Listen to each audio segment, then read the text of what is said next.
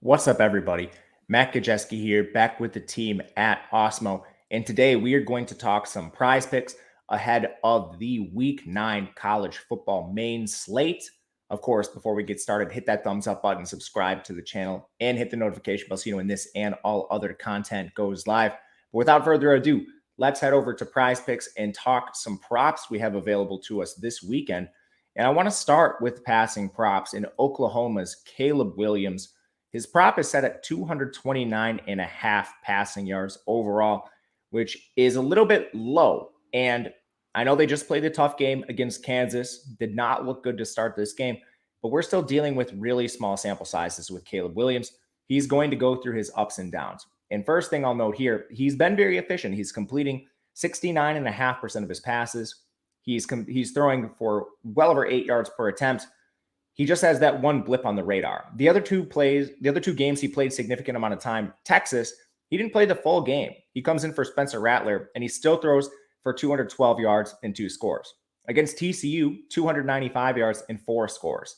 In a competitive game here, this is a spot where I think we can look to Caleb Williams towards the over with some confidence. So we'll go over 229.5 passing yards to kick this off. Then we'll go to the run game. A lot of very interesting rushing props to start, and two are actually on the same team. Scroll down quite a bit of a way here till we get to Clemson, where we start with DJ Uiagalelei at 41.5 rushing yards. This is a really interesting spot. Uiagalelei is mobile, but he's somebody that has either utilized his mobility or he's taken some sacks in some spots. He's been over 46 yards 4 times this year, but he's been below that in every other contest and well below that at that. A couple factors go into this. One, he does not have the job security we saw earlier in the year. Last game, he was benched for Tyson Fomashon, and there's not a clear starter heading into this game.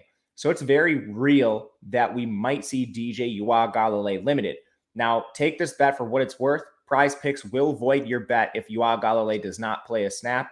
So if you're running large parlays, it would be a real shame if Uiagalelei doesn't play and this is what ends up voiding your parlay. So just keep that in mind when targeting this one.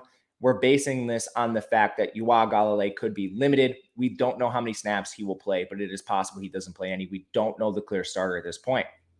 That brings me to the next prop, which is actually for the same team. We'll take a look at Will Shipley over 52.5 yards. Another spot where we can buy low on Shipley. He just played his first game coming off the injury, missed multiple weeks, but he's a player that was seeing a larger workload prior to his injury. We had a 21 carry game, inefficient for 88 yards against Georgia Tech. And then the next game, he gets hurt. So we didn't get to see Shipley at full capacity. A couple of things working in his favor here. Kobe Pace is out of this game. He got injured himself, leaving Phil Maffa as the change of pace. Of course, we've had Lynn J. Dixon transfer out of the program. So it is basically Will Shipley by himself to handle the workload.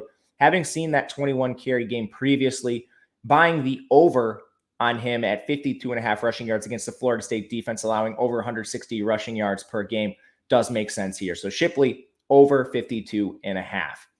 And one last one, Zamir White over 67.5 rushing yards. An interesting spot for Zamir White.